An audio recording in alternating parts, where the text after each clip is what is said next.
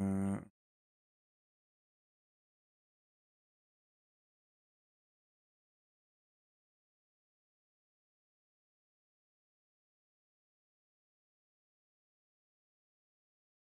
okay, I'm good to go. I'm good to go. You run it.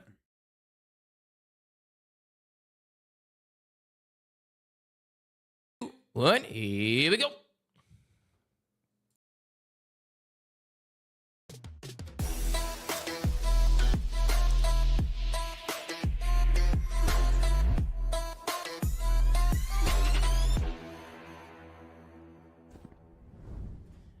Ladies and gentlemen, welcome to another episode of The Flank. I'm joined by the one and only, the human turret, one of the best ARs ever do it. Give it up for the world champ himself, Sam LaRue Octane. We got some of the best analysis in the game. The world champion, Christopher Duarte, Parasite. We got the youngest world champion, the multi-champion.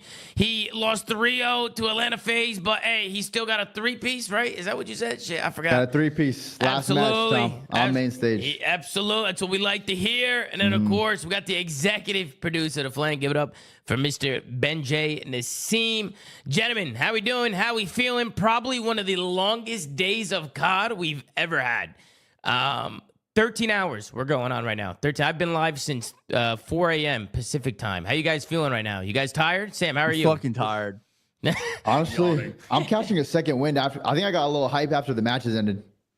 Bro, you got hype, Dylan? Dylan, you're catching a second win right now? I'm catching a second win because like the first matches were pretty mid. The last matches were pretty good. So like I'm starting to. It's sun's still out. I'm thinking Dill drives for the episode then. Well, don't put that pressure on me. How you doing, Duarte? You doing all right? I'm fighting for my life, bro. Like I said, I was talking to you guys a little bit before the show started. I was on a 24-hour day, 18-hour stream session. I managed to stay up through three of the matches. Not three of the matches, but like three, I guess, sections of matches. So the first six. And then I went to bed and took a 2-hour nap, and I skipped the FaZe omit, and that one was insane. So I'm pretty sad I missed it. So I'll have to go back and watch. And the Heretics Project 7. But outside of that, I caught the last couple of matches. But goddamn, this was the longest day I think I've ever had. Because I thought it was going to end way earlier. Well, it was supposed to end at 2. I mean, let's just rip the Band-Aid on Friday. There was a lot of delays today. Just a lot of delays. I think the PCs were crashing. I mean, Ben, do you know exactly what it was that was causing the delays? Because they were swapping out PCs. So it had to have been a PC problem. It could be a PC problem, could be a server problem. I mean, they had this problem last year. Day one was also like a complete time torch last year, and then it was pretty clean after. I think it was mostly a server thing, but I just think it's little things that they do that the CDL doesn't do. Like they would take a big delay, they had to restart a map one, play the map one, and then take another 5-minute bathroom break. Like they're just little things that kind of add up, and that's why you kind of get a 12-hour day. Yeah, it was obviously a long day, so we weren't sure if we were going to do a show or not, but I was like, fuck it, we got to give you guys a recap anyway. So we're just going to take a look at the groups and kind of see what went down today, give our thoughts, and then we'll see what's going on tomorrow and go from there. We'll switch on over and we'll take a look here. We'll start with Group A and we'll just kind of work our way down. But Group A, I see a lot of people in the chat losing full about Pat not being here. I don't even know. I mean, I DM'd Pat this morning. He wasn't sure. I texted Pat. Pat was like, just have Dill because I wasn't able to watch matches today. So yeah, Pat just wasn't around today, guys. So he's got a job. He's a busy guy. He's a busy guy. It's a Thursday, and we got the GOAT Dylan joining us. So we'll be swapping around. But yeah, that's why Pat's not here. I mean, he hasn't been here today. So lock in, chat. Lock the fuck in. Let's start with Group A. Group A, obviously, we got Optic Texas going up against Five Fears, and we had Cloud9 going up against G2. And I think we can both agree that the challenger teams at this event, starting with Five Fears, didn't really put up a fight except for Omit, right, against FaZe. I think the rest of them have just really struggled. I mean, Chris, we could kind of start with you. I know you know a lot of people in challengers and stuff. There's obviously a lot of talent in challengers, but they're definitely struggling here this weekend against the top teams. What are your thoughts on it, Chris? What are your thoughts? Because Optic came out and just completely smoked Five Fears. I mean, 5 years, it wasn't close. I think the first map was relatively close at some points, but 5 years lacked experience and just ended up getting mixtaped on like 2 P2s, and then they pretty much lost off that. But when it comes down to the challenger teams, I'm not going to make excuses for them, but a lot of them did make changes. Like, for example, Five Fears had to replace Abe. so their chemistry was thrown off. Not saying they would have beat Optic or anything, but that's kind of unfortunate for them. Team War had one of their players, Linz, back out of the tournament, so they had to use their coach in Bink, and he had to run a sub. So yeah, there's a couple of teams that had roster changes. So I didn't really expect any of them to put up a fight, but I'm really happy that we saw Omit, a battle back against FaZe, because Omit does have 2 pros on there that a lot of people have underrated and maybe didn't perform the best on their respective teams during the CDL. But those guys are coming for blood, man, and they almost got that win over FaZe. But yeah, I mean, unfortunate for some of the challenger teams there. Yeah. What about you, Sam? What'd you think of the series today? What'd you think of some of the challenger teams? I pulled up Optic versus Five Fears just to kind of see it all. I mean, you can just see it in the stats, right? Nearly a red carpet there for Five Fears. Exceeds the only one with a 1.02. But and for those of you in audio listeners, Five Fears is Capsule, Exceed, Fire, and Hixie. So that was a squad going into it. But what did you think, Sam? I mean, this specific series, not much to talk about. It's defending world champs against the challengers team. So, expected result. But as for just challengers as a whole, I think what Chris said kind of nail on the head. The one thing I do wish that we got to see was Omit in a different pool. Granted, they probably should have beat FaZe today and they didn't, but I think that getting the FaZe pool was a pretty tough situation for the best challengers team. I mean, I would be absolutely shocked if Craze and Mamba aren't in the league next season. Even based on today, Craze is fucking insane. But yeah, I mean, we asked for it to have more challenger recognition and more opportunities for them to play. And it's an expected result just because it's a one-off tournament. They don't really get the caliber of practice that obviously the pro teams do. So an upset is rare, if at all, happening. And again, but it probably should have today with FaZe, but I mean, expected results across the board. I just think the difference between the challenger teams and the pro teams is like the lack of teamwork is just very apparent. And then on top of that, I was talking to one of my friends while doing the watch party earlier, and I said I feel like with challengers, there's always like one burger on the team, because like with the way the top of the challengers pyramid works is like you have a lot of up and coming players, or then you have like a pro that was like previously in the league that might not have been playing the best, and it's pretty apparent a lot of the time when you see them play the pro teams again in styled formats like this that they're just not like pro league ready. So even if like you have like a couple people step up or make good plays, there's like somebody on the challengers team is always dropping a stinker, bro. So they're like almost playing 3v4 against some of these better teams in the league. Yeah, but let's go to you, Dylan. I wanted to talk to you about this G2 Cloud9 series. Obviously, G2 came into it. I know there's a lot of talk in the watch party about maybe whether or not this team should have made a change or not going into EWC. Ben, I kind of want to bring you into that as well, because I know you were talking about that. But Cloud9, I mean, they come out and they 3-0 G2, and they make it look easy. For those of you that don't know, G2 is basically the Minnesota Rocker, right? That's the Minnesota Rocker. It's Kenny, Estriel, Gio, and Nero. They did not change their team. Coach is obviously Looney. Who's on stage now. They do got coaches on stage now, which is I don't know how you guys feel about that. Me personally, I feel like the skill gap kind of goes away with the communication if you have coaches on stage, but apparently coaches aren't really talking too much, so I'm not really sure how that dynamic is working. But Dylan, what did you think of Group A? And obviously G2, they fall short 3-0 here to Cloud9. I mean, what you think, Dill? No, I was really excited for this match because it was a new look Cloud9. I feel like with Gwyn, at least versus Rocker, they looked reinvigorated. They looked like they were flowing on the map, and they were absolutely just shooting. Everyone was frying versus Rocker, and I thought they were going to be able to translate it to the match versus Optic, and they kind of just got slammed. I don't really know what was going on with Rocker. They just didn't even look like they were really awake today, and it was weird. So I can't really properly rate how good Cloud9 is because they ran Rocker, but they got slammed versus Optic. So we're going to have to see if they can make it out of groups tomorrow, which I assume they're probably going to play Rocker again. Mm-hmm. So we'll see if either of these Rocker or Cloud9 teams can make a deep run. But after watching today, it's going to be tough for them to do it. So you have G2 taking down 5 Fears tomorrow and just taking care of business there. Yeah, if G2 doesn't take down 5 Fears, that's going to be really bad and embarrassing. But yeah, hopefully they can make that happen and then get the rematch with Rocker and be a little bit more awake for that match. And it's not another belt to ass series. Right.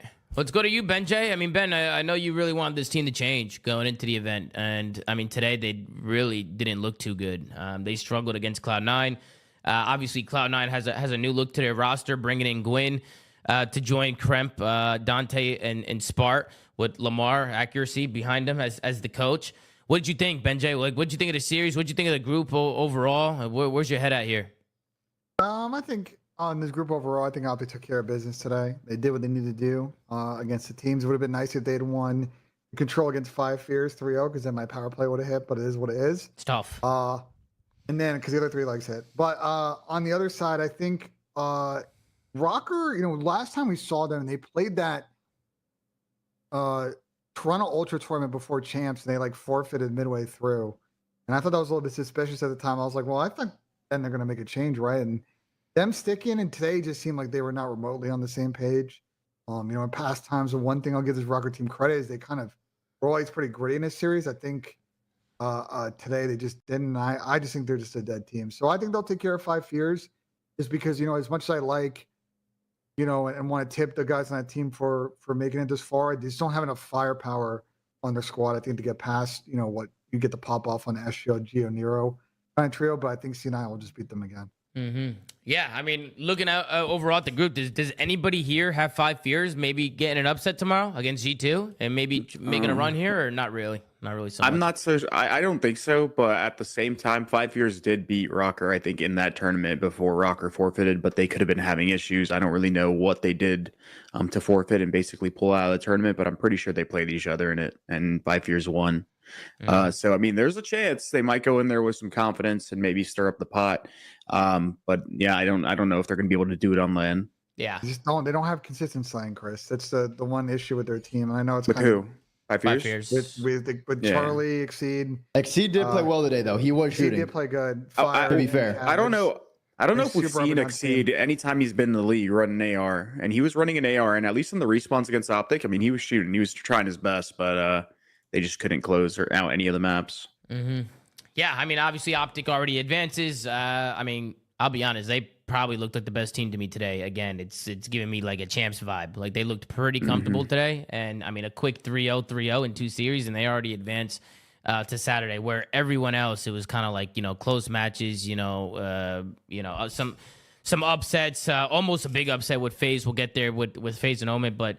Obviously, Thieves falling to Vancouver. There's just been so much that happened today. Again, like Optic Texas just looked like the team to win again. Like at least from my perspective. Would you guys agree with that? That Optic looked the best today, or am I glazing? No, they're shit. No, they definitely looked. We played good as fuck today, so I'm expecting them to come out tomorrow and still fry. Yeah, I think the problem with Optic. Well, I think Optic looked really good, but the thing, and we'll get to Group B, is that because of the results there, might be Thieves winners round 1, and that's you never know what happens in that situation. Optic got a Mickey group. Yeah. Well, let's go over to Group B and take a look what's happening here. So we had Team Orchid going up against Vancouver. Team Orchid, that's going to be the challengers team. That's going to be Harry, Beans, Bance, Marky B, and Mythics. Marky B, obviously the coach there, going up against Vancouver. You guys all know Vancouver with Neptune, Abuza, Nasty, and 04 with Rambo behind them as the coach. And then on the other side, you had 100 Thieves going up against Genomites, and this one was a 3-0 finish here as well. I thought the Bulldog looked really good today. I think he was trying to do everything he could for the Genomites to try and win this series and maybe take some maps here. But again, just 100 Thieves, just too strong for him and able to take them out with a 3-0 there as well. But I kind of want to start with you, Ben, at the bottom with the 100 Thieves versus Genomites. I mean, I feel like, at least looking from the outside and seeing all the clips and stuff, Gotaga has been very vocal about his team and how shit they've been. Some people have criticized him for, kind of, laying into his players and roasting his players. But, obviously it's probably very frustrating to see your team lose. I know he also had some comments about Kismet, about getting some useless kills and stuff and, kind of making him seem like a kill whore a little bit. I mean, me personally, I didn't agree with it because I think Bulldog I think he's literally the heart of this team. Like, they need Kismet. Like, without Kismet, I mean, it's ultra compromised, right? But I want to get your guys' thoughts. I mean, Ben, what'd you think today of the Genomites versus 100 Thieves? Because 100 Thieves ran away with this one. I mean, I think Genomites is always basically in a situation today in this tournament where people are just trying to attempt to play for some crazy deep run so they could theoretically kind of keep their spots. I think the comments about Kiz kill whoring just kind of crossed that line, right? I think as an owner, if you want to kind of criticize your team in general, or if you're kind of aligned with the coaching staff and maybe some players, you want to call out a specific player, that's fine. But I think the Kiz shots, and some of the shots at D-Real as well, that him and his friends have done, I think kind of definitely crossed over the line to sort of the internal finger point that probably is results of how bad their team has been this year. I thought Kiz was everything. I thought Kiz was making plays today, but the problem is the rest of the team was just very subpar. And I think the last 2 maps in particular in this series were winnable for Gentlemates. So there's a world where they could have been up 2-1 going to map 4, and then you never know. Yeah. Other than that, I think Vancouver came and played well today, took care of business, looked kind of same form as champs. So I think Vancouver is definitely in the mix to make to the final of this event. And I think for Thieves, I don't know, bro. Something just feels off about their team right now. Hey, what do you think, Dylan? You think the Thieves are a little off right now? They're a little bit shaky? I mean, what do you think's going on? They looked a little frustrated today, too, especially with the whole GA thing with Dan. That whole potentially snaking, stair glitching thing that happened with it's not Dan and potential. Neptune. They were snaking. Dirty rats. No. Neptune put a video out. He proved it Dirty wrong. rats. He was not. No, Sam. Stop using your LAT bias. But yeah, LAT, I mean, they just don't look like the LAT we saw in Major 3, Major 4. They literally almost lost to Gentlemates, as much as Sam's going to try and cope and say that they 3-0'd them. When have I ever coped about Thieves on this show? Oh, here we Actually, go. you're right. That's not me, Sam. I shouldn't take personal attacks. But yeah, they won by 20 points a round and then another round, and they literally could have got 3-0'd, and then they just lost to Vancouver. Obviously, there was some drama, some good stuff to talk about, but they just did not look good. Like, it's not like the LAT we saw a couple majors ago. So I'm a little worried for them going into bracket, playing against Optic first round. But we'll see. They still have to win tomorrow versus Gentlemates at Orchid. So if Gentlemates makes it, it might be another mixy one. But I'm expecting LAT to be able to make it to bracket play at least. Yeah, I mean, Sam, obviously these are your boys, Sam, and they come out with a victory here, Sam, but they do fall short to Vancouver in the next round and get bounced into that elimination match. Actually, decider match. So they got to kind of wait for Gentlemates and Team Orchid to see kind of who their matchup is going to be there. But what do you think happened today with these? Like, how do you think they looked, Sam? I think they look like shit. Okay. They got bailed out against LAG. They definitely should not, at least not have 3-0. It should have been an extended series. Kids was trying his heart out, but yeah. I mean, against Vancouver, they've lost them twice now in their last 3 series, this was a team that I think they were 5-0 or 6-0 prior to champs. I mean, they're just, the fall off needs to be studied, man. It hurts to say, but I mean, the way that this team has looked, the way that Dan was talking about their practice leading up to champs or scrap. That both was of them bad. today. That was both of them worrisome. today Well, I just don't said understand that. I don't get they're that. just saying their practice was shit. They He weren't said trying. he said they weren't. He said they're trying harder now. Like, what do you mean you weren't trying your hardest for champs? I give context. They chalked. It was bad. They skipped quite a few and chalked quite a few sets in the lead up to champs, and some of that was sponsor obligations, and some of that was some other BS. And I just think, to the point, like, they were just not as locked in as they needed to be going into. Listen, as a tournament favorite or a year favorite to win the majority of the tournaments that you show up to, that's just inexcusable. And I mean, the results are showing, bro. The way that this team played from Major 3 and 4 to where they are now, it's not even fucking close. It's night and day. I mean, Yeah. Optic looks like the cleanest team right now. FaZe, obviously, we'll get to when we get to their pool, but again, this is the second time that Vancouver's beat them in the last 3 times that they've played. So, or the last 3 series they've played. I mean, if Thieves make it out of the pool, congrats, but I don't expect them to do anything the way that they're playing right now. Yeah, no, also, we were talking about Dylan Envoy a little bit during the watch party. I feel like he's been struggling a lot this event. I don't know what's really going on with him. Seems like he's just having a hard time just getting kills and getting in rhythm.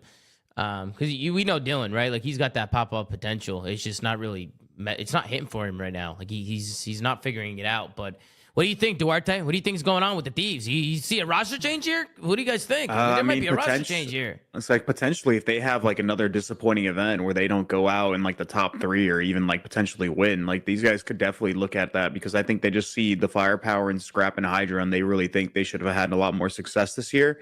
But I will say that just like every game mode for this team has like fallen off. There was a point where their S&D was so good, and that's why they were elevated into winning those 2 tournaments. And then they're now at these last couple events, it's like even their control's fallen off, and they were one of the best, if not the best, control team the whole time. Like, they had a close game with 5 Fears that was very winnable for them, and then they got lost to Vancouver in this control 3-0. So I mean, they're just not looking particularly strong in any game mode. You're having you're constantly in their losses. You're having one of Dan or Envoy particularly struggle. It's just, I don't know. They just can't put it together. And I feel like a lot of people have caught on to their play style, because I mean, dude, the way like Scrap and them talk about their game with their pace and stuff like that, you can tell that a lot of the time they try to like impose their will on the other team. And a team like Surge, I feel like they're so ratty, they caught on to their play style a little bit, and I think that's why like Thieves is having a lot more trouble with them now, especially in those respawn game modes. Yeah, because Surge is a ratty team. Yeah, the way Surge plays has got to be so annoying to play against. Yeah, like their ego, like in terms of like how they carry themselves and their confidence, I think it's transitioning into their gameplay, and like they're not like adapting. It's like they're trying to like play against a team that isn't gonna adjust when Surge is doing a really good job. They're of just adjusting. trying to brute force their way through these Yeah, they're brute forcing. it's Exactly. It's not working. They're the end. It's the end of the year. These teams know the game in and out, and the way that Thieves is trying to play, they're just playing bully ball against teams that have completely caught up, and talent isn't the decider in these series anymore. Yeah. We find ourselves in another situation where a player is talking about throwing GAs out the window. Is it compromised for the rest of the weekend, boys? The rest of the weekend. I hope is so. It compromised? The rest of the weekend. Be lit. So you think we're just gonna see a bunch of snaking, a bunch of bullshit for the rest of the weekend? We've seen a couple snakes today. There was a fair amount of snakes today. That's all I'm saying. I know this is the one that we're talking about. Well, apparently this is a glitch, but it looked like Neptune got shot in the back here. Did he die? It looked like he just died. He just died. He didn't even really do much, but I mean, clearly that bothered Dan and the boys. Maybe there was more going on. Is there something that I'm missing here, or is this the only thing? Because I didn't think this was that bad. But I don't know if I'm missing. I don't know if I'm missing something. Take a look. I think it's just the intent of what he's doing. Like when you lay down backwards, and look over something, it is a stare glitch. I know, like obviously this clip looks, they're down 100 points already as it is. Like this isn't the reason that they lost the series or anything like that. But I think it's just the intent of what he's doing is what Dan was mad at. And then there was like some X-ray shit.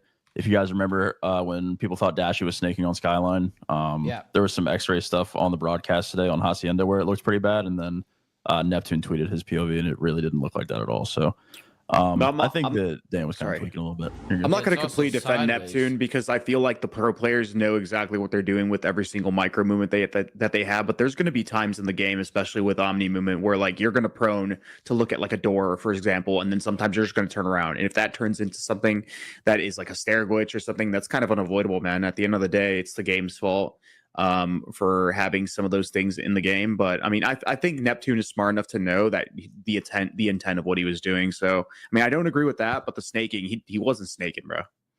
Yeah, I mean, that was the clip that Neptune posted, by the way. I know it's sideways, but I mean, he definitely didn't snake in that clip. But yeah, I guess the problem is the other clip, right, on the rewind. It's just the intent, which I guess pissed off Dan. But go ahead, Ben. What were you going to say? What'd you call it? You called it on the watch party. You said Dash, you called it X-ray cheese?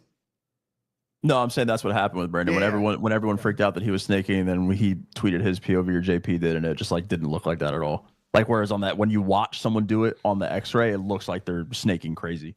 Yeah, but their POV doesn't look like that. We saw this a bit. We saw this a bit at EWC last year too. I just think because there's no repercussions, right? Like you're not gonna no scrims after this. You're not gonna roll scrims over to next season. I just think once you get to the tail of this tournament, if people see an opportunity to double pump, they're gonna do it.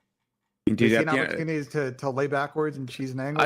I still don't understand though how like this is ever an argument. When you snake, if you see the arm, the player's arm in like the first person camera move to the left, and then when you stand up, that is a snake. But if you don't see that arm physically like pull off of the gun to prone, like he didn't throw a snake, he just crouched. Yeah, like it's not hard to spot. We have an elimination match tomorrow with Genomates and Team Orchid. Anybody have Team Orchid getting an upset here over Genomates? I mean, Genomates has been at the bottom of the league all year, so if a Challengers team is going to come in and beat somebody, it could be here. I mean, I could see it. Could be. I mean, I could give you some insight on Orchid because we didn't really touch on them at all. Yeah, go ahead, Chris. Their only chance in the Surge was a Neslo. Like, this is a team that is very good at Search, typically, even in Challengers. Like, I mean, I talk to us all the time. He's lost this team a couple times, and it's always off of, like, S&Ds. So, they're a Neslo heavy team, S&D heavy team. So, when I saw them win that Search, I'm like, oh, we'll see if they can steal Respawn. But ultimately, it didn't matter, and Surge got it done in the Respawn. So, if it's going to come, it's definitely going to come in Search. LAG's actually looked not too bad in control, and I think this is an LAG 3-1 at worst. We didn't really touch on Gentlemates because I know like Thieves and Surge are the stars of the show here, but I wanted to tip obviously Kismet for his performance today. I think he's given the league a little silent reminder of what he's capable of, and it's kind of criminal that, I mean, at the end of the day, his performance in MW3 for most of the year is probably why he ended up in the situation that he's in. But like the way that I still think that kid is like really good, and if he had the right people around him, like he would succeed a lot more. And then also, I don't know what it was, but Lunars played great today. Like Lunars actually was doing his thing, and I was kind of surprised because I think prior to this, when we talked about Gentlemates and their old roster, we were like, where the fuck is Lunars? Like people hyped him up, and that whole time, his whole stint in the league, he was basically non-existent. But today he played pretty good. So yeah, I mean, I don't know what it is about their team dynamic, or maybe he just figured it out, but it was cool to see that from him. Yeah, he's just getting more reps, and he's just getting more comfortable as time goes on. Because Diamond Con looked uncomfortable today, and he's obviously just kind of got thrown in there. Maybe it was a reps thing. Like obviously Diamond Con's been in challengers all year, but yeah, he looked a little uncomfortable to me today. Because I know Diamond Con, Connor's a good player, so like today he didn't look like himself today. But any other thoughts on Group A or Group B before we move on to the next one? Absolutely not. This is always chalky. I think it's always been Vancouver Thieves. All right, then we go over to Group C, and this group got interesting. I do want to talk about Movie Star Koi, which is also known as Toronto Ultra. Their team name has changed. I thought it was just going to be Koi, like Toronto Koi. I didn't know it was going to have like Movie Star Koi, like all it is. Well, Movie Star's a big sponsor for them. Yeah, they're a title sponsor. Yeah. Okay, so that makes sense. But they come in and they pick up a player called Abe, who we actually, I mean, bro, we've known Abe for years. I mean, we found Abe. I mean, I know Val's is in the chat, but we do the Zoom Mafia subscriber AIDS challenges, and I mean, Abe, he was a couple years ago, he was frying in those challenges, and that's kind of how we got him on the Stallions to begin with in the beginning of the year. And to see him doing what he's doing now with Koi is unbelievable. Obviously, you have Insight, Jodeci's, and Kleenex. Abe is joining that team. Abe is kind of like that aggressive sub player to kind of play alongside Joe, and Kleenex has moved more to a flex role. And in my opinion, I actually think Kleenex is really good on a flex role. I like him on a flex. I feel like he's really good with both guns. I think he enjoys using an AR. You can tell he's confident with it, and he plays at a fast pace at the flex role. I like having a fast flex player. They need it with the way Jamie plays, or Jamie has played. Yeah, and even the way Abe and Joe play, right? They're so quick. Like, you kind of have to keep up with them and kind of be right behind them. So I just really like the dynamic between the two subs. And then you have Kleenex kind of sliding into that flex, and then Insight just kind of overseeing the whole foundation of it. And in my opinion, it looks good, especially with Abe and Joe. Like, they're all over the map. Abe played great today, and this is his first time on the big stage, like playing against pro teams. And he's definitely showing out. I'm proud of him because he's going nuts right now. And they come out today. They 3-1 the Falcons, and then they 3-0 to Boston Breach. So they obviously advanced to Saturday, and they've already qualified. But what did you guys think of the new look to Koi? I actually think they look a lot better. Just their pacing looks better. They look like they're meshing a lot better. Their chemistry's a lot better. What do you think, Sam? We'll start with you on this one. What are your thoughts? I like Toby on the flex. It's not as like crazy, I think, as people have made it out to be, because he has been the one that's using an AR for them a lot on maps like the red cards and the vaults and stuff. Yeah. So I think it's not that drastic of a change for him, at least for this season. But I love the Abe pickup. I think Abe is disgusting, and I think that the pacing, at least what you said, and even what Joe said today in his interview, he just thinks that the way that they're playing the game is the right way right now. They think that they fixed a lot of their problems in search. Granted, they said that they didn't, get a great job of showcasing it today, but he feels as though they've become a better search team, which is always good. And I mean, I had them coming out of this pool with relative ease, and they dropped one map today. So yeah. I think from what we've seen so far, roster change seems to have worked. Yeah, somebody said Encourage must be pissed for quitting. He should have never quit, bro. There was so much hype around all those players, even Lurks. Like, I'm waiting for Lurks to get picked up now. I'm waiting for that whole entire team to get picked up. Tom, you got an eye for talent, Tom. I mean, hey, Val's helped me out a lot too with that team. I mean, these are a lot of these guys. We just like the subscriber rates challenges, like they're just frying in these challenges, and that's kind of like where we find these guys. But I really do feel like all those players on that team in the beginning of the year, like with the right work ethic, could get themselves into the league, and half of them already are. So it's cool. It's just cool to see how far they've come from subscriber rates to being in the CDL and playing at the Esports World Cup. It's fire. It's cool to see. But Dill, let's go to you. Obviously, Koi, they look good. You could give your thoughts on Koi, but also the Boston Breach. They get 3-0 by Koi. They do get through Team War. For those of you that don't know Team War, they come from Challengers. That's 2 Real, Assault, Bink, and Neum. Neum, another one who plays in the subscriber rates challenges. It was cool to see him out there trying to do his thing, but they did get bounced by Boston. Dale, I know you got a lot of positive things to say about Purge and Boston. I mean, they look good. I mean, they fell short 3-0 to Koi, but I feel like with Boston, like if they're on, right? Like especially Purge. Like if he's feeling himself and they're playing around Purge and they're on point, like you just never know what Boston's gonna bring. But what do you think? The issue is they just can't win a damn hardpoint. I mean, they got embarrassed on probably their best hardpoint map or top 2 hardpoint map for them by the challenger team, Team War. So if Purge doesn't drop 40 or Snoopy doesn't drop 40 or someone just have a monumental map, they're not going to win the hardpoint. They have to be one of the worst hardpoint teams that's as a professional team. They won 1 hardpoint at champs. They struggled against the challenger team here today. So that's the thing. That's the reason why I didn't have them making it out of bracket. Because I just don't know what I'm going to get. I feel like Boston plays up to their competition. When they play LAT, they play Surge. It's a different type of energy. They're playing really well. But then when they play like the lesser teams, they kind of just fall down to who they're playing. They play down to their level, and they just don't look that good. So tomorrow, I don't know who's going to win between Falcons and War and Breach, but it's a toss-up between the two because I think even Falcons was pretty sloppy today. I expected a lot more of them in that Toronto series, but they just looked like they were on completely different pages. Yeah, Benji, what'd you think? I mean, Falcons fall short to Koi. Boston beat Team War, but then fall short to Koi, so Koi advances. You have Team Falcons going up against Team War in an elimination match tomorrow. I mean, what'd you think of the group, Ben?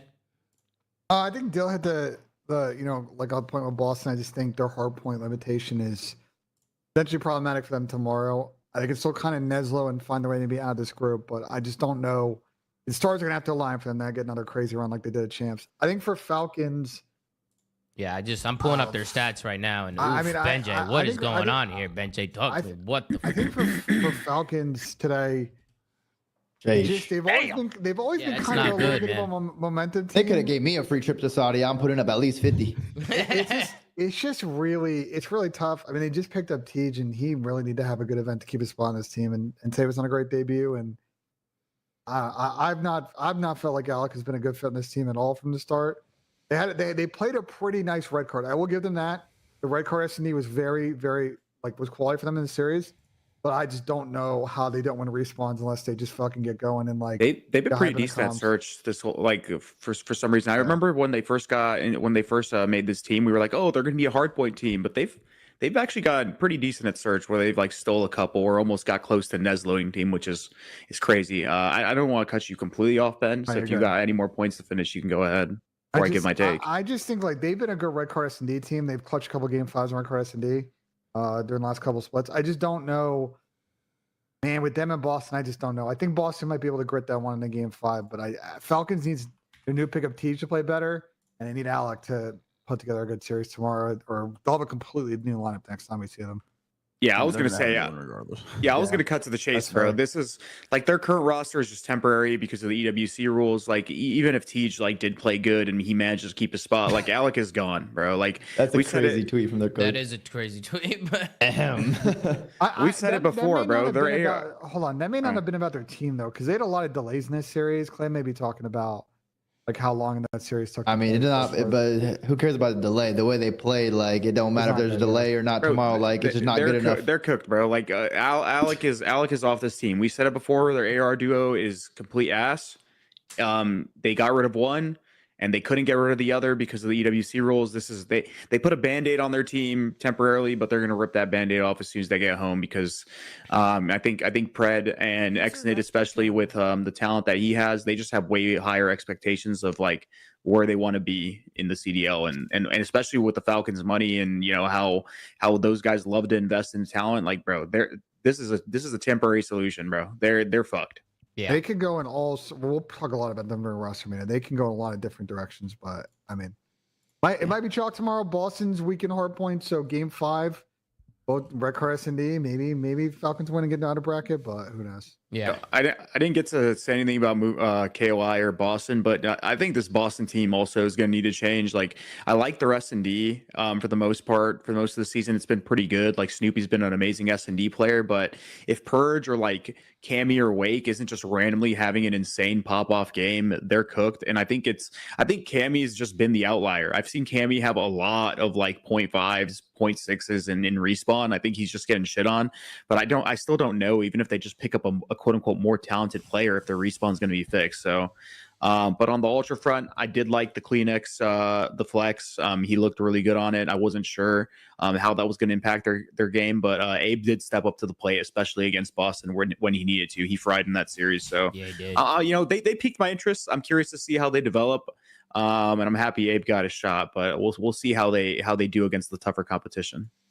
Yeah. Anybody else got anything to say about the group? Did I get to Sam? Did you give your thoughts yet on the Yeah, I group? just talked about Toronto. I mean, I didn't really mention much on Boston, but I expected regression to the mean for them. I mean, I know they got third of champs and, you know, deserved gas for that, but I mean, It was off Neslo's every time. yeah, Bro. exactly, bro. That's not a consistent way to win series. So We I do mean, have They're two real. They're gonna listen.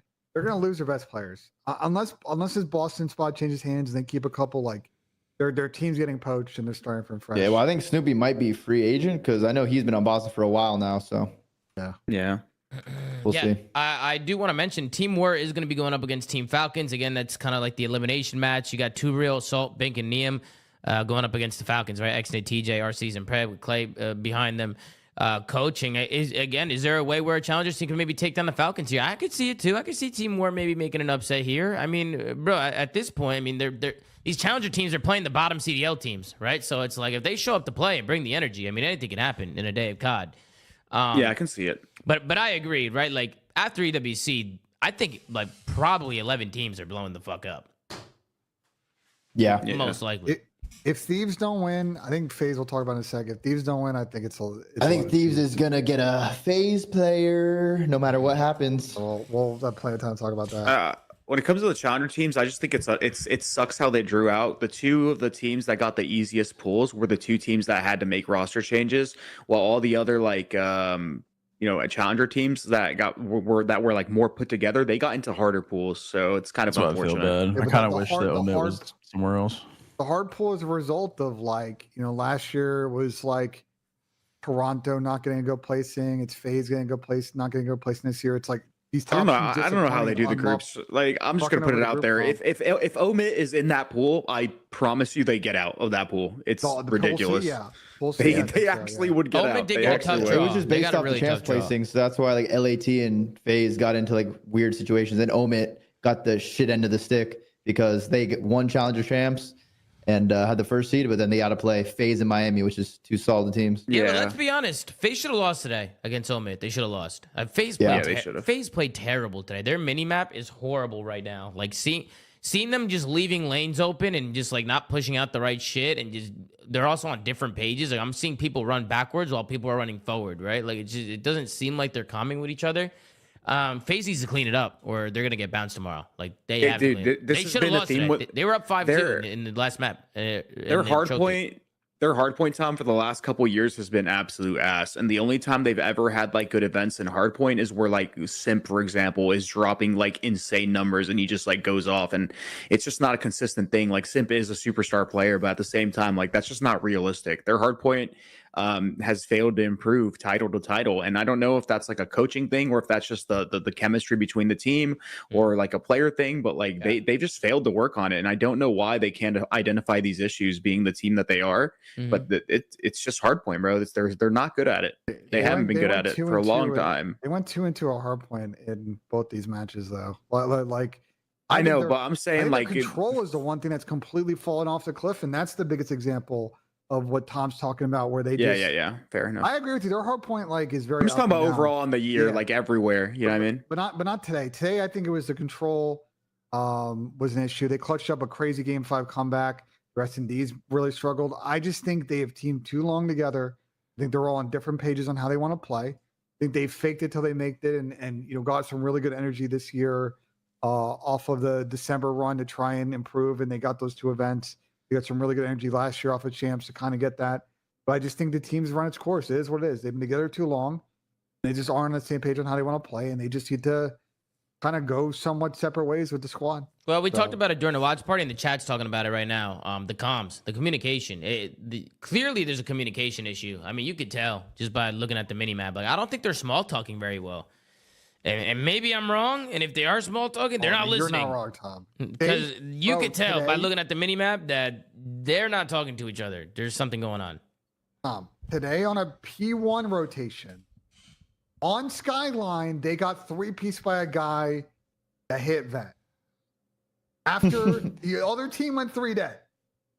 So I don't know what to tell you. Like that is plays that happen in fucking December. You know what I'm saying? Like they just, I think the communication's always been an issue, but it was apparent today on some like day one mistakes that they were making that either cost them maps or made maps a lot more difficult to win. I think it's even worse in this game. This game plays so fast paced that if your communication isn't like really good to the point, like you're just going to leave like so many random timings open and it just bites them in the ass. And their communication, we've said it before, like it's worked for them in the past and it's gotten them a lot of success. But like ultimately, I don't think it's ever been the most efficient in the league. And they just get away with it because their talent's been so high in comparison to every other league, or everybody in the league. But I feel like it's getting to the point where that's all those little issues that they failed to realize they had in the past or couldn't fix, it's starting to bite them in the ass a lot more than it used to, and they got to figure it the fuck out or blow it the fuck up. I mean, I think it's gonna get blown up anyway. And I think the biggest offender of their comms issues is MC. He's got to in the off season work on just getting clearer, more concise comms to his teams, and also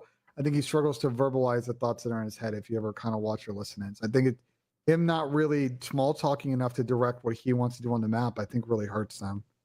Yeah, I mean, listen, bro, FaZe.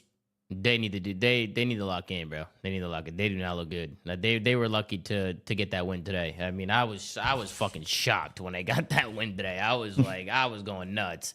But I do want to give some credit to Omid. But they are a great team, and I want to show some love to Craze. Obviously, for those of you that don't know Omid, it's a team of Mac, Vivid, Craze, and Mamba. I just really want to show some love to Craze because this guy is a playmaker, bro. Like he'll get in your face, like he'll take those routes, like he'll make plays, and he's not afraid to chow. Like he plays really confident. He plays with a lot of confidence, a lot of aggression, and I think it helps everybody else around him. And then on top of that, they're a good team.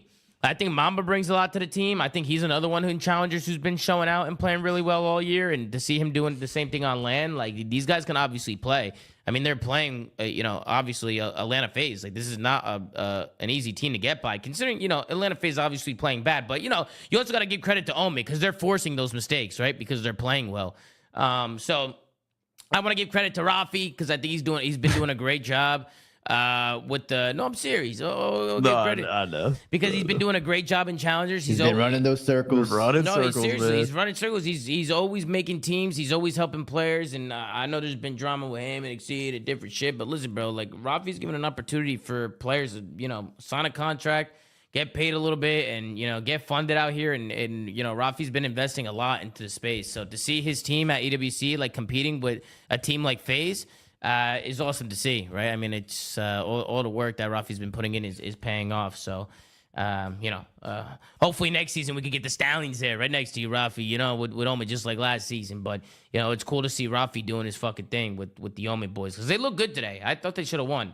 I'll say this, Tom. I think it's clear the last couple of years with Omid that, like, if there are new organizations coming in or people buying spots, and especially orgs that aren't NA based, maybe they don't have many people NA. I think talking to Rafi, his crew, the coaching staff, like they've got a lot of experience and they've been very steady last couple of years, and it could be a really good option from an ops standpoint if someone's trying to like clean house and bring something new because they've consistently, to your point, like found talent and teams in that position. They're just going to build a super team off the rip. They need to identify challengers players and build around those. I mean, bro, look at this year. I mean, Merc and Abe are like the perfect example. Like, bro, one change on a team can make such a big difference, especially if the guy is really good, right? Like, it just changes the whole dynamic of a team, especially if the roles are right. Like, look at what Merc has done in the optic. I even see it a little bit with KOI right now. Is it KOI or Koi? Duarte said KOI. But I don't know. I just say shit, man. But even with Koi, you're an idiot. I don't know, dude. Even with Koi, I've noticed just such a big difference with just like the way that they're moving around the map. So it's crazy to me how much one player can really change things. With these roster changes, my bad to cut you off, Tom. But with these roster changes, when it comes to challenger players, unless you're brain dead and picking up people out of left field, half of the time these challenger players you have to understand, bro. A lot of people genuinely think the challenger, like you'll talk to people, especially pros, and they'll think the challenger players are genuinely less talented. No, they shoot just fine. They move just fine. They just have to be in an environment with more teamwork to progress themselves as a player. And more often than not, if you give some of these shooters in challengers a platform to be on a stable team and not just some throw together, your team as a pro team is either going to get better or stay the same. You're not going to get worse. Most of the time you're making these changes because you're not good. So there's no point in not taking these risks. I'm going to echo what Pat says, because Pat literally says it all the time, but it's always the teams that make the first set of changes, bro, that benefit the most. The teams that are not scared to literally drop somebody because they're comfortable with them or because they're afraid to take a risk, they reap the rewards every single time. And I don't understand why it doesn't happen more every single year. And instead, people wait until it's fucking way too late. They put challenger players on bad fucking teams when they're already chalked, and then they just don't go anywhere. Yeah. Unless you're Optic looked into it this year. They're like the only exception to that. I mean, you know, Pat. I mean, that's what Pat would be. I mean, Pat would be tripping about this, right? Pat always says like, you got to make your changes quick, right, before it's too late. But were you gonna say, Sam? Were you gonna say something? My bad. Oh, Ben just said the Optic Optic was the only example. Well, they're the rare example where like they waited a while. They brought in Caesar because that was really the only move they had that didn't work out, and then the Merc thing just kind of a little bit. They realistically got lucky. Like Merc Merc was gassed a lot, but I just don't think a lot of people saw it in him. And the only reason, like, he got on a top, because I think Merc would have been in the league regardless. I just don't think he would have got an Optic or a top team right away, if it wasn't for that Toronto event. Yeah. I think he would have gotten the league regardless. But that Toronto event, like Ewc team maybe. Yeah, that Toronto event he didn't is have what the natural progression of a challengers player. Yeah, exactly. Skyrocketed immediately. Yeah, I get it. Yeah. I do want to go to the end of this Skyline Hardpoint because FaZe does fall short to Miami 3-1, but almost goes to a last map as FaZe made an incredible comeback. I mean, it was looking like a 3-1 easily for Miami, and then FaZe just kicked up out of nowhere towards the later half of the game. And we get to the end of the game here, and we were talking about this during the watch party, and we were getting a few opinions about it, but we can see as it rotates over to this last P3 over here, going to this kitchen hill, right? FaZe, they actually do a good job killing the guy, working the guy P1, and kind of working mid-map, because they ripped this guy out of P1, and Beezy gets the kill. And then as we kind of let it play out here, they work a good pinch, they get the kills, they have a 3 dead, 1 guy's left. And it's kind of what happens next that we were confused about. Now, some people were saying Abizi should have never pushed this. By him pushing Closet, he's flipping them out piano, and it's causing a bunch of flips, and it's causing a bunch of problems.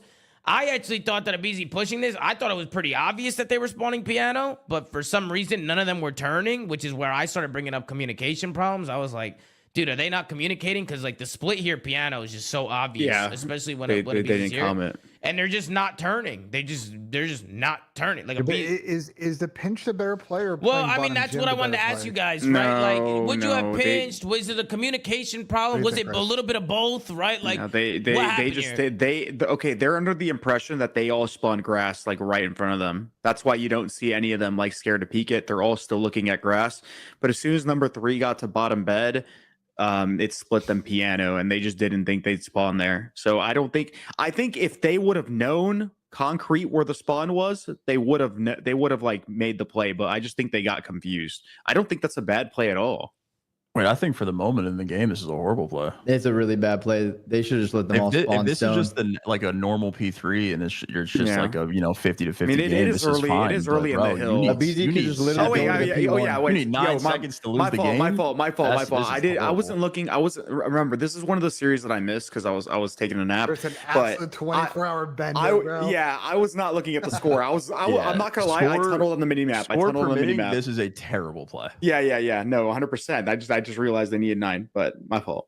Yeah, if it wasn't the end of the game and this is just like the first P3, then this is fine. You're playing for spawns, flipping them out, whatever. But at the state of the game, you're making the map as random as chaotic as possible for no reason. You need 10 seconds to win the game. Yeah. They should have just made them all spawn in one little box and tried to win. Is it pinching here, brother? You need literally 10 seconds. You're just you're 100% right. I didn't look at the scoreboard. The only time I feel like if he waits for them to spawn and then does it, it's different, right? Like him. You're still doing too much. You need 2 kills and you win the game. Yeah, like he could just. I mean, this literally Miami's last push. If they get one more wave, it's over. The only thing that should happen there is if you are gonna push this and block a spawn, you need to be like, "Yo, spawn's blocked. Turn the fuck around," because they're all 4 looking at grass. But in reality, to keep it as simple as possible, just Abe go to P1. They all spawn stone, and then you have everything. You have the front, you have top mid, you have bottom bed, GG. But So they made the you're game saying random. hot tub? What you're saying? Yeah, just anywhere until cuts they all in spawned mid, up. Because even if they spawn up, then you child is still not the end of the world. But when you spawn them in random places, that's when the communication that's gonna have to come in and save you. And clearly, they didn't do that either. So I'm Chris. I'm tweaking, bro. Oh my God, Tommy, your reaction. Bro, because the whole Looks map, like everybody was Jamie saying just lost his gunfight on Hey, Invasion the again. whole entire map, everybody was saying it's chalked, it's chalked, it's chalked. And I kept saying it's never chalked. FaZe is going to kick up last second. You never know, right? And in my head, I was like, yeah, it's probably chalked, but it's still possible. And then they were actually doing it. And I was like, holy, like they're actually doing this shit. Like we're about to go to a last map. And then, yeah, the way that it kind of fell through at the end, bro. I mean, bro, it was very hectic and chaotic at the end. I mean, originally, bro, I'm pretty sure even in the clip, I was like, pinch, I'm easy. Like, I was even yelling at him to pinch, and then, that was the wrong play, like, looking back at it, like, yeah, like, they should have just chilled after the 3 dead and just funneled them to one side, and it's just, like, easy pickings, right? Like, hold the crossfire, and you're good. That's such an underrated thing that I don't even know a lot of viewers pick up on. There's just times in the games where even though, like, you want to flip a spawn or, like, make the perfect play, it's better to, like, make them just spawn in a like a spot together so there's no random variance and force them to make the mistake rather than you forcing the issue. And like that was one of those times. I'm just looking at the score. Yeah. So obviously, FaZe, they fall short. Could have went to a last map, but Miami did a good job. Miami almost choked it, but they clutched up, they iced up, they got the job done. Miami advances. FaZe goes to the decider match. They're just going to wait for the winner of Omit and P7 Esports, which, in my opinion, probably Omit. P7 Esports is going to be Standy, Brack, Prolu, and Yuli. You got Major Maniac and team. Yeah, so it's Omit versus Omit here. I will say in challengers, Omit, Brooklyn is typically that team that's getting like top 2, top 3, but they just can't beat like the actual Omit team. Like I'm pretty sure the grand finals for challengers champs was a wash, and it's typically been like that for the most part. So I don't think they're gonna win that series. I think it's gonna be Omit again. And listen, FaZe versus Omit. I mean, after today, I just don't know what's going to happen with that. I mean, I do have FaZe making it out. I think FaZe is going to come out and be better tomorrow, but I just don't know, right? Like, you never know with these tournaments and, like, who's going to show up and what's going to happen. What do you guys think? You think you guys have FaZe making it out, or you guys see an upset here tomorrow? What do you think? I just think I think FaZe make it out, but yeah.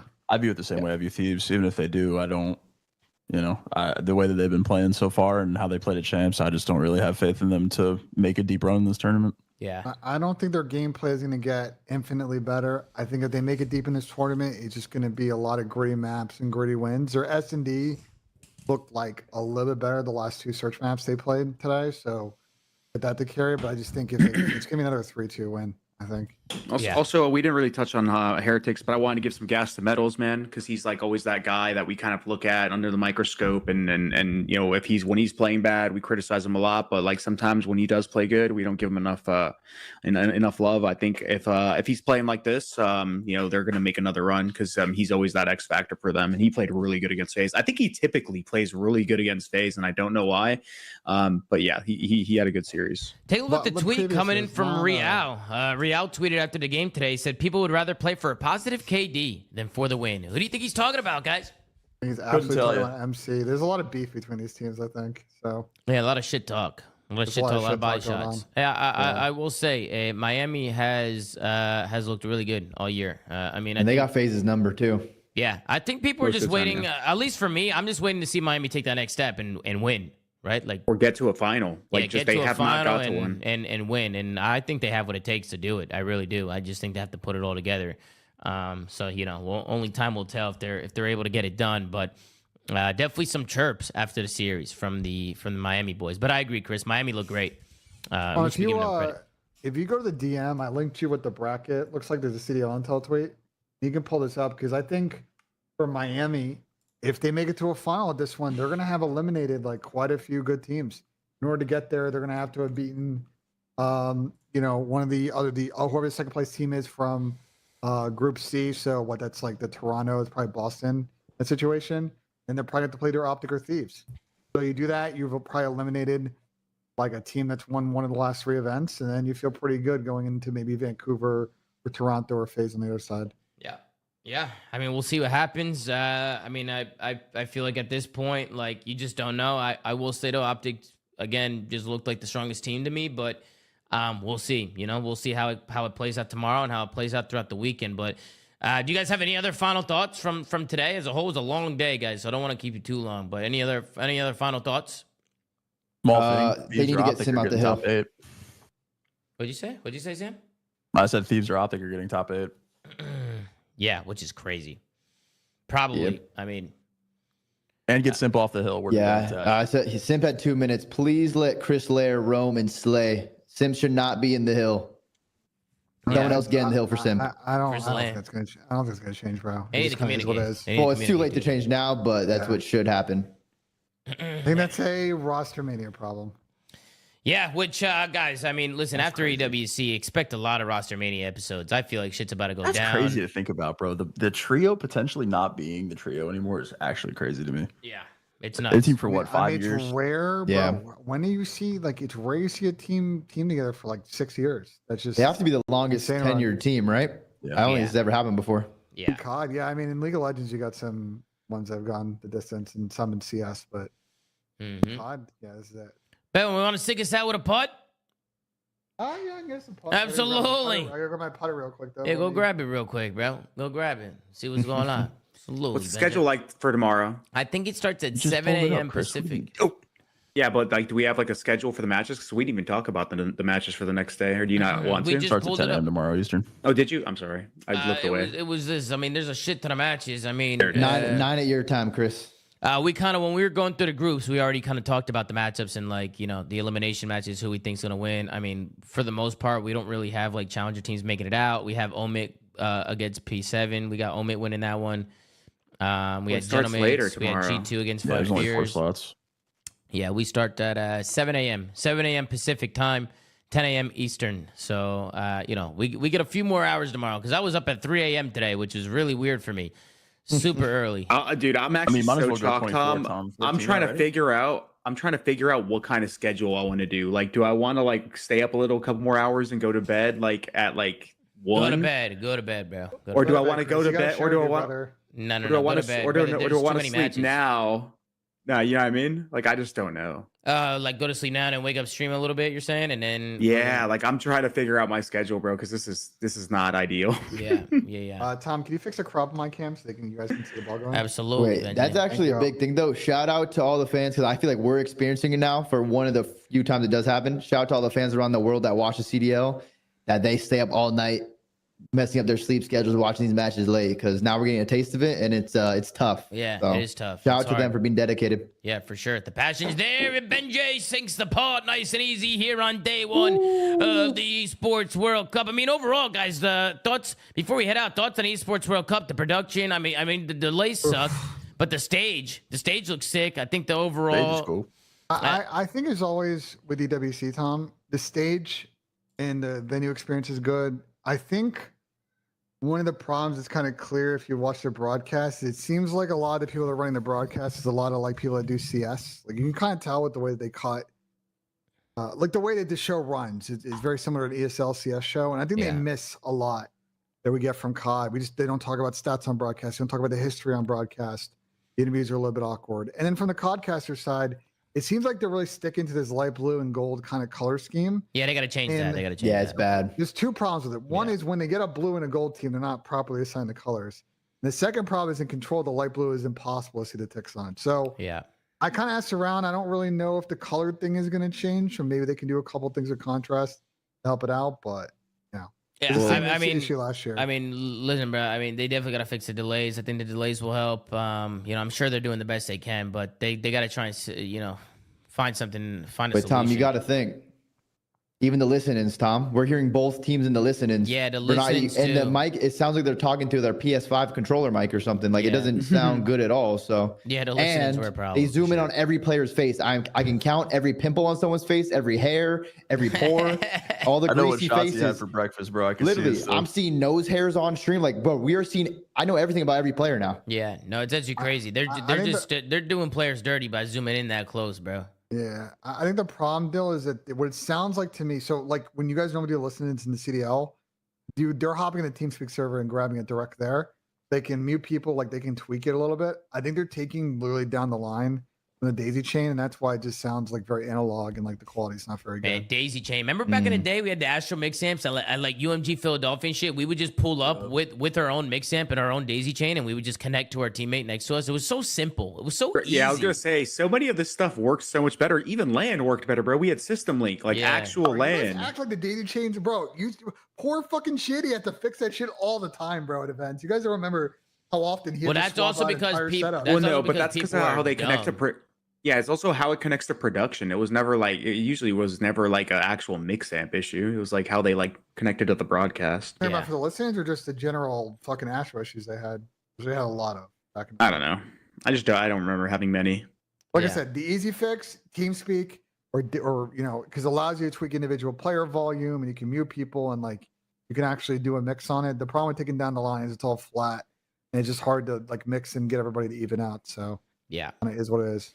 Well, listen, guys, that's going to do it for us today. Obviously, it's a long day, so, you know, we're going to get ready, get some sleep, and get ready for tomorrow because we got another long day tomorrow. So we'll be back tomorrow, another watch party. The multi-stream was great today, man. I normally never multi-stream. Today was kind of like my first time multi-streaming, and you guys really showed out both on Twitch and YouTube. So thank you to everybody who's been tuning in and showing love to the streams. And we'll be back, chat. We'll be back tomorrow with another watch party, another episode of The Flank. Let me get right back into it. But thank you guys all so much for supporting. Thank you guys for the energy, especially after a long day. We needed it, man. I appreciate everybody that's in here right now, spamming W's and those hearts, man. Hey, bro, I appreciate you guys, bro. I love you guys. But yeah, guys, that's going to do it for us. Make sure to like, comment, and subscribe. If you're watching on YouTube, go to anchor.fm/theflank. Check out audio.com. Go follow at The Flank on X. Gert's doing a phenomenal job running socials. Zuma.gg for the merch. I see a lot of people getting your merch right now, and it makes me really happy, man. Send me some pictures. Thank you so much to everybody that copped the merch. We'll definitely get more merch out for you guys and some new designs and stuff. But yeah, man, let me know how you guys like it. And yeah, guys, just thank you so much for watching. Join the community on X. And yeah, we'll see you guys tomorrow, guys. Love y'all. Take care. Brush your hair. And we'll see you guys tomorrow on another episode of The Flank, man. Take it easy, guys. Good night. Peace. Or good morning. Peace, Wherever you're tuning in from. W Salute. show.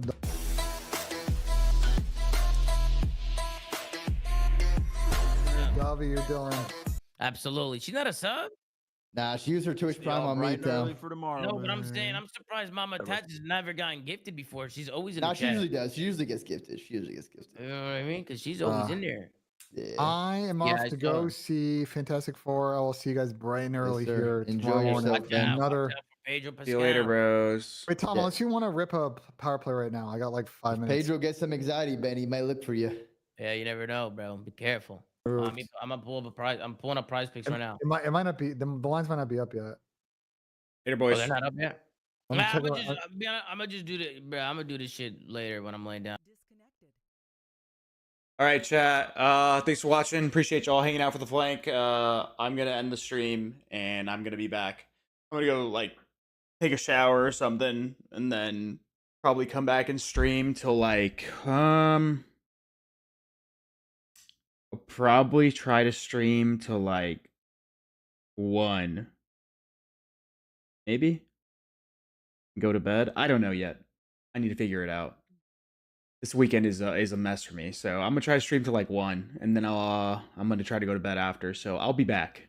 If you guys enjoyed the stream though, please drop a like. I'd appreciate it a lot. Please go show some love to my last video, especially if you play COD or grind ranked. I mean, I think it'll help you guys a lot. Not all good. I will be back if you guys want to watch me play. I'll be gaming after I come back. So I'll see you guys in a little bit, chat. If you guys wanna hang out on the stream, you can. I'm not gonna end it. I'm just gonna let it run. And I'm gonna come back after I shower. So yeah, I'll be right back. And then make sure there's no music playing on.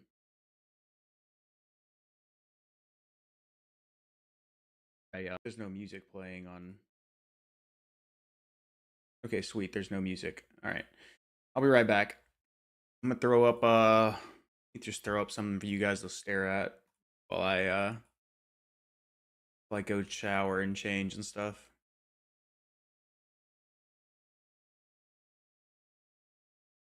Like throw up Jay Lito stream or something.